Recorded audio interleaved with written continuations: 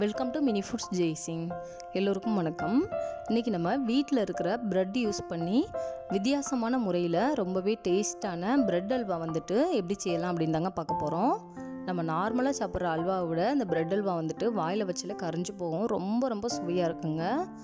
நல்ல ஒரு தித்திப்பாக இருக்கும். இந்த மெத்தடில் நீங்கள் ட்ரை பண்ணி பாருங்கள். ப்ரெட் அல்வா வந்துட்டு உங்களுக்கு ரொம்பவே பிடிக்கும். இப்போ 10 பிரெட் ஸ்லைசஸ் வந்துட்டு எடுத்துருக்கிறேன். மீடியம் சைஸ் இது. இப்போ இந்த ப்ரெட்டோட ஓரங்கள் எல்லாத்தையுமே நம்ம கட் பண்ணி எடுத்துடலாங்க. இதே போல் இந்த ஓரங்கள் எல்லாத்தையுமே கட் பண்ணிவிட்டு இந்த ப்ரெட்டை வந்துட்டு நம்ம சின்ன சின்ன பீசஸாக கட் பண்ணி எடுத்துக்கிற போகிறோம். இதே போல் சின்ன சின்ன பீசஸாக கட் பண்ணி எடுத்துக்கோங்க. இது போல் எல்லா ப்ரெட்டையுமே கட் பண்ணி எடுத்துட்டு இதை நம்ம ஓரமாக வச்சிடலாம். இப்போது ஒரு பாத்திரம் அடுப்பில் வச்சு அதில் 2 ஸ்பூன் அளவுக்கு நெய் சேர்த்துக்கலாம். நெய் வந்துட்டு சூடானதுக்கப்புறமா இதில் 1/4 கப் அளவுக்கு முந்திரி பருப்பு சேர்த்துக்கிற போகிறோங்க. இப்போ இதை நல்லா கோல்டன் ப்ரௌன் கலர் வர வரைக்கும் வறுத்து எடுத்துக்கலாம். இப்போ பாருங்கள், நல்லா வறுத்தாச்சு. இப்போ இதை வேறு ஒரு பவுலுக்கு மாற்றிக்கிடலாங்க.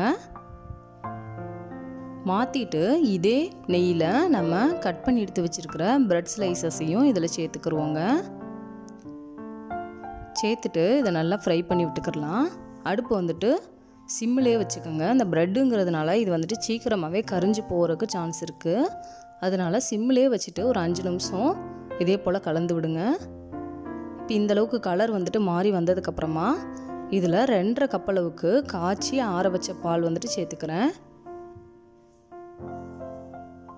நம்ம இதே போல் திக்கான பால் சேர்த்து செய்யும் பொழுது இந்த ப்ரெட் அல்வா ரொம்பவே டேஸ்ட்டாக இருக்கும்.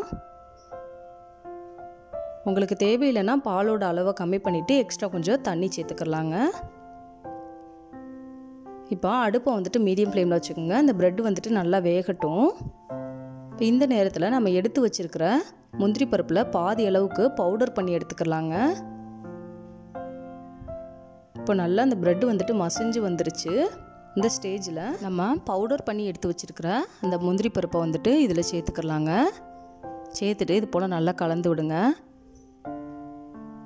நம்ம கேஷ்யூநட் பவுடர்லாம் இதில் சேர்க்குறதுனால நம்ம நார்மலாக பண்ணுற ப்ரெட் அல்வாவோட இது நல்லா திக்காகவும் இருக்கும், க்ரீமியாக இருக்கும், டேஸ்ட்டும் நல்லா இருக்குங்க.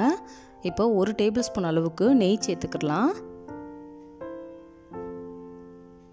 மொத்தமாகவே இந்த ஹல்வா செய்கிறதுக்கு 4 டேபிள் ஸ்பூன் அளவுக்கு நெய் தாங்க சேர்க்க போகிறோம். இப்போ இதில் 3/4 கப் அளவுக்கு சுகர் சேர்த்துக்கலாங்க. உங்களுக்கு இனிப்பு தேவைக்கு ஏற்ற மாதிரி சேர்த்துக்கோங்க. ப்ரெட்டில் வேறு கொஞ்சம் ஸ்வீட் வந்துட்டு இருக்கும். அதனால் சுகர் வந்துட்டு நீங்கள் தேவையான அளவுக்கு சேர்த்துக்குங்க. 3/4 கப் சுகருங்கிறது நல்ல ஒரு தித்திப்பாக இருக்குங்க. உங்களுக்கு தேவையில்லாட்டினா கொஞ்சம் கம்மி பண்ணிக்கலாம். சுகர் சேர்த்ததுக்கப்புறம் இது போல் கொஞ்சம் இலக்கம் கொடுக்க ஆரம்பிக்கும். இப்போ அடுத்து இன்னும் 1 டேபிள் ஸ்பூன் அளவுக்கு நெய் சேர்த்துக்கலாம். 1/2 ஸ்பூன் அளவுக்கு ஏலக்காய் பவுடர் சேர்த்துக்கலாம். சேர்த்துட்டு இதை நல்லா இது போல் கலந்து விட்டுக்குங்க.